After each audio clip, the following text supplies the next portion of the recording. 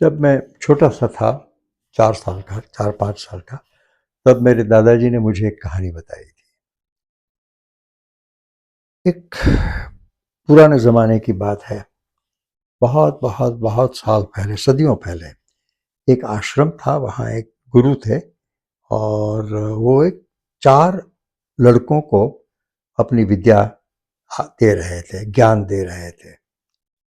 तो चारों शिष्य बड़े अच्छे थे, होनहार थे, पढ़ाई अच्छी करते थे, उनमें शाणपन भी था और बड़े आज्ञाकित थे, सेवा करते थे गुरुजी की, सब सब कुछ ठीक था।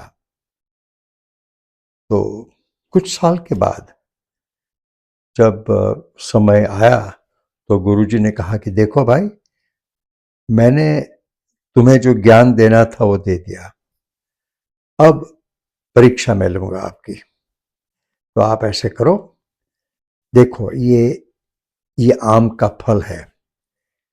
चारों को एक एक फल दिया और कहा कि भाई ऐसी जगह चले जाओ कि जहां कोई तुम्हें देखे नहीं और ये फल खाओ। शर्त यह है कि कोई तुम्हें देखना ना चाहिए, वरना तुम हार जाओगे, तुम फेल हो जाओगे, तुम उत्तीर्ण न होगे। तो शिष्य ने कहा ठीक है। और सोचा कि इतना बड़ा आश्रम है, बाहर जंगल है, तो हम चले जाएंगे, बहुत ऐसी जगह होगी कि जहाँ कोई ना हो, क्या बड़ी बात है। तो उनको बड़ा अजीब सा लगा कि इतना आसान प्रश्न गुरुजी ने क्यों कहा, पूछा। ठीक है, चारों शिष्य 4 अलग अलग दिशा में चले गए। कुछ समय के बाद एक शिष्य आया, तो हाथ में फल नहीं था। गुरुजी ने कहा फल खा लिए? बोलते जी गुरुजी, मैंने फल खाया। बोलते हैं कि कोई था नहीं ना वहाँ? अरे बोल गुरुजी, कोई नहीं था, मैं तो चला गया था, वो बड़ा जो पेड़ नहीं है अपना, उसके पीछे जाके मैंने बैठ के फल खाया, कोई नहीं था। तो गुरुजी हंसे गए, अच्छा ठीक है बैठो। थोड़ी देर के बाद दूसरा शिष्य आया, तो गुरुजी ने वही सवाल पूछा क्योंकि उसके हाथ में फल नहीं था। तो वो लड़के ने कहा कि गुरुजी, मैंने तो एकदम फल खा लिया और किसी ने नहीं देखा, मुझे पक्का विश्वास है। बोलते हैं कि कैसे? बोलते हैं वो जो वृक्ष नहीं है, बहुत ऊंचा सा घटाटोप जो वृक्ष है, मैं उसकी ऊपर वाली डाली पर चढ़ के बैठ गया और वहां मैंने चुपके से खाया, किसी पंखी ने भी मुझे नहीं देखा। तो गुरु हंसे के बोलते हैं अच्छा ठीक है बैठो। थोड़ी देर में तीसरा शिष्य आ गया, तो गुरु ने उससे पूछा कि भाई, लगता है कि तुमने भी फल खा लिया है, तो कोई ऐसी जगह मिली तुम्हें कि जहां किसी ने तुम्हें देखा ना हो? तो बोलते हैं जी गुरु जी, मुझे बहुत बहुत बढ़िया जगह मिल गई जहां किसी ने मुझे नहीं देखा। बोलते हैं कि कहाँ गए थे तुम? बोलते हैं कि वो छोटा सा जो पर्वत है ना, उसकी गुफा में मैं चला गया था, अंधेरा था, किसी ने मुझे देखा नहीं, मैं खुद अपने को नहीं देख सकता था, और वो फल मैंने बड़े आराम से खाया और फिर खा के फिर मैं वापस आया, किसी ने मुझे नहीं देखा, आप निश्चिंत रहिए। तो गुरु जी बोलते हैं अच्छा ठीक है, चलो बैठो यहाँ। तीनों बैठे। 2-3 घंटे चले गए, शाम हो गई, रात होने को आई।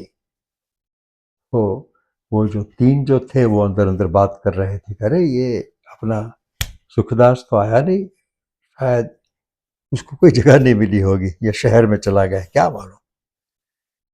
थोड़ी देर के बाद चौथा जो लड़का था, शिष्य जो था, वो आ गया।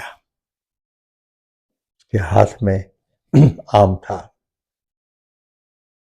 और पसीने पसीने था, थका हुआ था।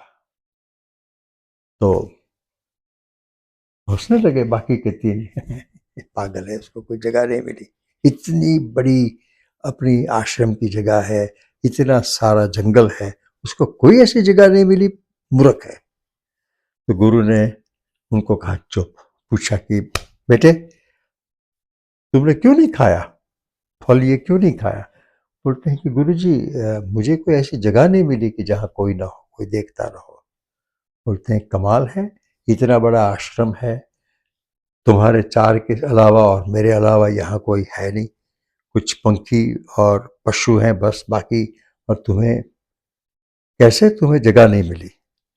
अरे बोलते हैं गुरुजी मैं हर जगह गया, कोने कोना छान मारा, आश्रम के बाहर गया, जंगल में गया, वो नदी के उस पार भी चला गया तैर के, मगर ऐसी कोई जगह मैंने देखी नहीं कि जहां कोई न देखता हो मुझे। बोलते वो कैसे हो सकता है कि गुरुजी मैं कहीं भी गया, मैंने महसूस किया कि ईश्वर तो मुझे देखता ही है। तो आपने क्या कहा था, कोई देखता न हो मगर ईश्वर तो मुझे देख ही रहा था, तो फिर मैं कैसे खा सकता था? इसलिए मैं नहीं खा सका। मैंने आपने जो आज्ञा की थी वो बराबर मैंने पालन किया है। मेरी से कोई भूल हो गई हो तो मुझे क्षमा करना। तो गुरु जी ने उसे बाहों में लिया और कहा कि बेटे तुम एक ही हो जो इस परीक्षा में उत्तीर्ण हुए हो, क्योंकि तुम्हें ये सबसे बड़ा ज्ञान मिल गया कि ईश्वर सर्वव्यापी है, हर जगह वो छाया हुआ है। और ये ज्ञान जो तुम्हें मिला है, इसकी बदौलत तुम हमेशा पाप करने से बचोगे और अपना जीवन ठीक से व्यतीत करोगे। सुखी हो। कैसी लगी आपको ये कहानी? मुझे बड़ी प्यारी लगी थी, मुझे तब से याद है ये कहानी।